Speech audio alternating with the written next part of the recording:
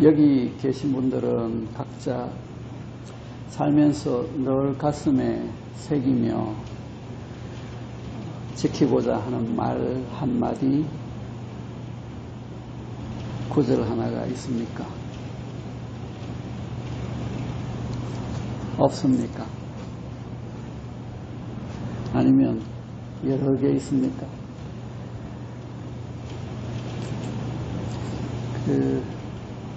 자공이 서선 공자에게 물었습니다.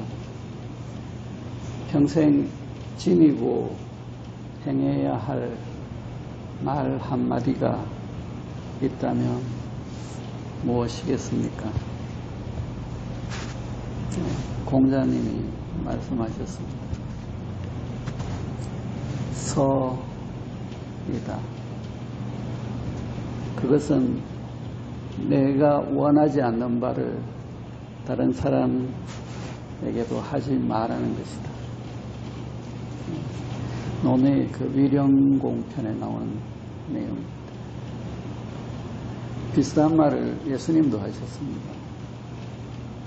유명한 산상설교 마지막 부분에서 무엇이든지 남에게 대접받고자 하는 대로 다른 사람을 대접하라. 마테오 복음에 나오는 이야기입니다. 석가모니 부처님도 똑같은 말씀을 하셨습니다. 코살라 국의 왕 에세나비에게 말씀하십니다. 사람은 누구나 자기 자신을 가장 사랑하는 법이요. 세상 끝까지 나아간다 해도 자신보다 더 사랑스러운 것은 찾을 수가 없을 것이고, 그러므로 대왕이여, 남들 또한 그 자신을 가장 사랑하는 것을 알아 남을 나처럼 배려해야 하오. 내가 원하지 않는 바를 다른 사람에게 하지 않는 것, 남에게 대접받고자 하는 대로 다른 사람을 대접하는 것, 또 남을 나처럼 배려하는 것. 아주 쉬운 내용이고 머리로는 알고 있지만 행하기는 쉽지가 않습니다. 그렇기 때문에 인간관계에서 많은 문제들이 생겨납니다. 그것은 기본적으로 인간은 자기 자신을 먼저 생각하기 때문입니다. 내가 있고 나서 다른 사람이 있습니다.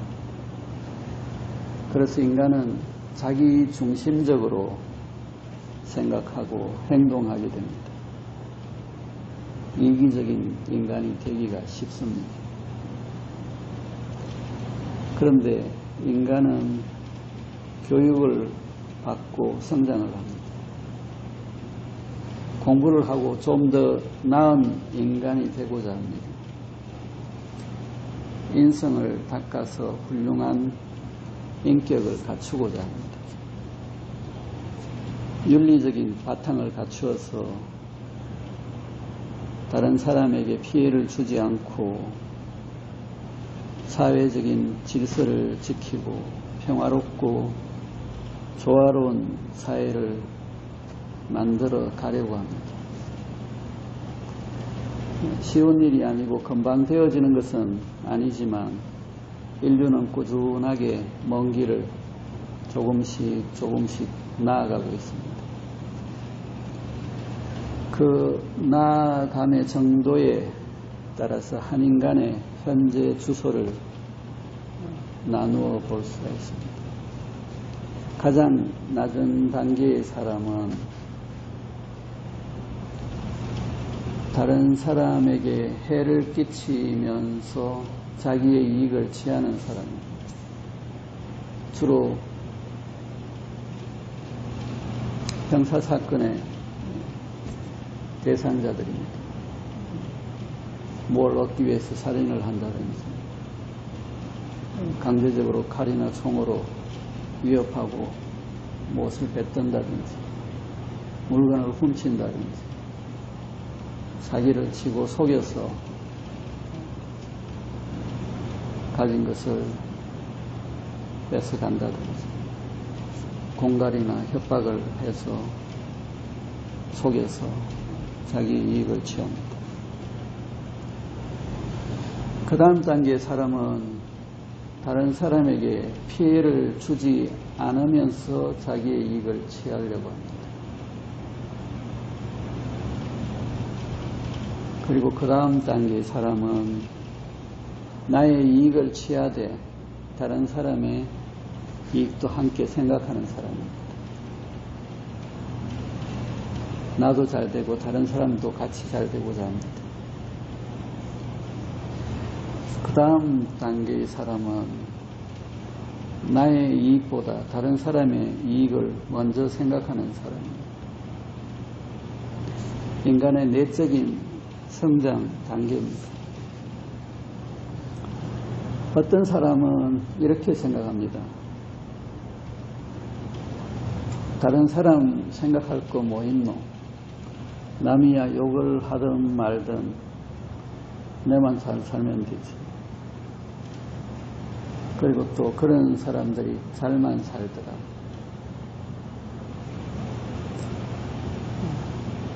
진짜로 그렇게 생각합니까? 그런 사람들이 진정으로 행복할 수 있다고 생각합니까? 다른 사람들에게 피해를 주면서 잘 산다고 생각하는 사람들이 주일마다 교회나 성당에 가서 회개하고 눈물 흘리고 봉헌금을 바치고 한다고 해서 죄를 용서받고 구원을 받을 수 있다고 생각합니까? 절대로 구원받지 못합니다. 그것은 예수 그리스도가 분명하게 말씀하셨습니다. 그런데도 그들은 구원받는다고 생각합니다. 하늘나라에 들어가서 영원한 복락을 누린다고 생각합니다. 그런 사람들이 절에 가서 참회하고 보시했다고 윤회에서 벗어나 성불할 수 있다고 생각합니까? 절대 불가합니다.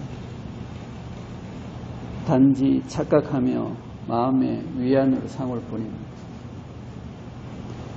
참회하고 보시한 만큼의 허물은 덜어지겠지만 존재의 내적 상태가 변하지 않는 한, 바뀌지 않는 한 윤회의 고리를 벗어날 수가 없으며 근원으로 돌아갈 수가 없습니다.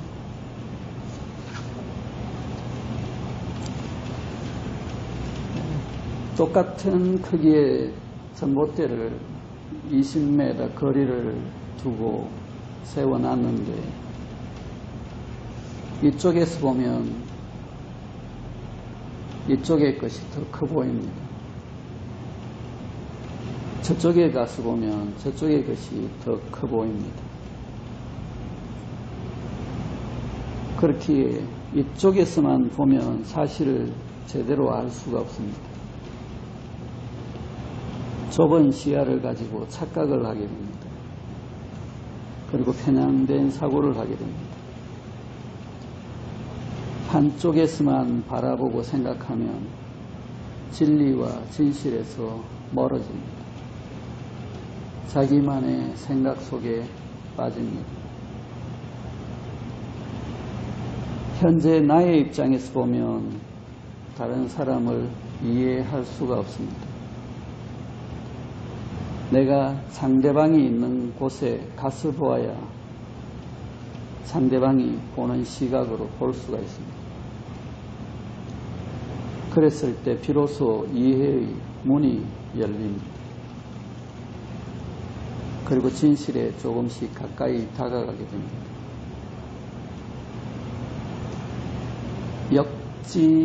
역지사지란 것은 입장이나 처지를 바꾸어서 생각한다는 의미입니다. 이 모든 인간관계와 사회적 관계의 바른 출발은 역지사지에서 출발합니다. 그래서 역지사지를 인간관계의 황금률이라고도 합니다. 역지사지에 반대되는 표현으로 아전인수가 있습니다. 다른 사람은 생각하지 않고 오직 내 눈에만 물을 끌어들입니다.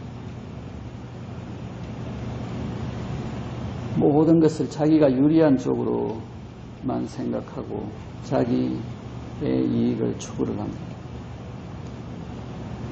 이익은 취할지 모르지만 참 불쌍한 사람입니다. 행복이 뭔지 모르는 사람입니다.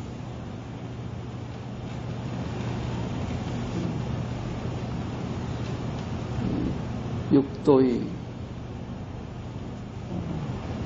단계에서 아귀에 해당되는 사람. 아귀와 축생, 짐승은 어떤 큰 차이가 있습니까?